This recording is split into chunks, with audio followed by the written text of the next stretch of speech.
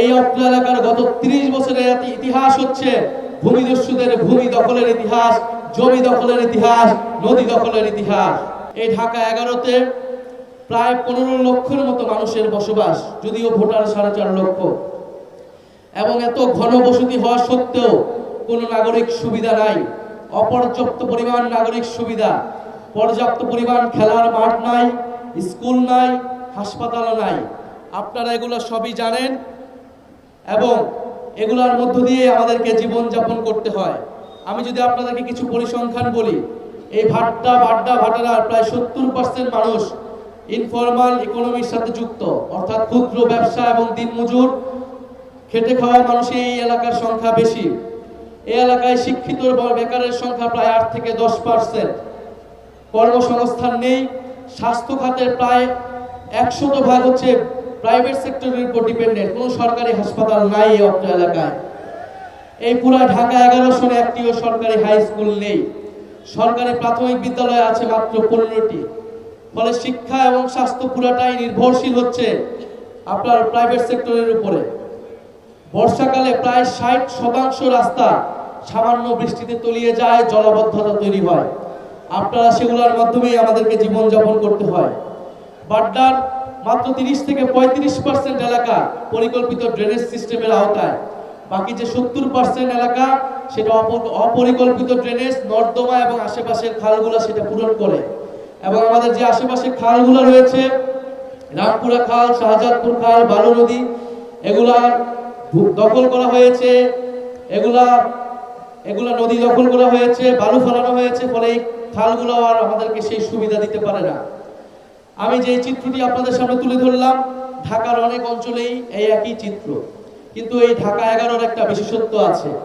এই ঢাকা 11-র অন্যতম প্রধান সমস্যা আমি মনে করি রাজনৈতিক। এই অত্র এলাকার উন্নয়ন না হওয়ার পিছনের প্রধান সমস্যা হচ্ছে রাজনৈতিক কারণ। সেই রাজনৈতিক কারণটি হচ্ছে ভূমিদস্যু। এই অত্র এলাকার শত শত মানুষের জমি, শত শত খাস জমি, সাধারণ জলাশয়, এগুলা দখল করে নেওয়া হয়েছে, ভরাট করে ফেলা হয়েছে, শত শত পরিবারকে নিঃস্ব করে দেওয়া হয়েছে। এবং যারা রাজনীতির ময়দানে ছিল তারাই ভূমিদস্যু হিসেবে এই কাজ করেছে অথবা ভূমিদস্যুদের সহায়তা করেছে। এই অত্র এলাকার গত 30 বছরের ইতিহাস হচ্ছে ভূমিদস্যুদের ভূমি দখলের ইতিহাস, জমি দখলের ইতিহাস, নদী দখলের ইতিহাস। 5ই আগস্টের আগে যারা প্রধান 2 দল হিসেবে পরিচিত ছিল, তাদের এখানের স্থানীয় নেতারাই গত 30 বছর ধরে ভাগ বাটোয়ারা করে এই ভূমি দখল করেছে। তারা রাজনৈতিক কারণে বিরোধিতা দেখিয়েছে, ব্যবসায়ী স্বার্থে সবসময় তারা ঐক্যবদ্ধ ছিল এবং জনগণের বিরুদ্ধে ছিল। আমরা জানি যে একজন বিদেশে ছিল গত 16 বছর 15 বছর ধরে, কিন্তু এইখানে এই ব্যবসার ভাগ, রিয়েল এস্টেট কোম্পানির নামে যে ভূমি দখল তারা করেছে, তার ভাগ কিন্তু মালয়েশিয়া থেকে তারা ঠিকই পেত। 5ই আগস্টের পরে তিনি চলে এসেছেন, আর এইখানে যিনি দখলদার চাঁদাবাজি করতেন তিনি তার স্থানে চলে গিয়েছেন। আর মালয়েশিয়ার প্রতিনিধি এখানে এসে তার অফিস, তার গাড়ি দখল করেছেন। ফলে এই যে এক্সচেঞ্জ তারা করে জনগণের বিরুদ্ধে তারা সব সময় কাজ করে গিয়েছে। আগামী 12ই ফেব্রুয়ারি আমাদের সামনে সুযোগ এসেছে এই সকল ভূমিদস্যু, ভূমি দখলদার, চাঁদাবাজ, সন্ত্রাসী, ঋণ খেলাপিদেরকে পরাজিত করবার। আমরা আপনাদের সামনে ওয়াদা দিচ্ছি, কথা দিচ্ছি, এই অঞ্চলের অর্থনৈতিক বৈষম্য আমরা দূর করব ইনশাআল্লাহ। এই অঞ্চলের নাগরিক সুবিধা আমরা নিশ্চিত করব। যে সকল মানুষ ভূমি হারিয়েছে তাদের ভূমি আমরা ফিরিয়ে দেওয়ার ব্যবস্থা করব, নতুবা তাদেরকে আমরা ন্যায্য মূল্য পাইয়ে দেওয়ার ব্যবস্থা করব।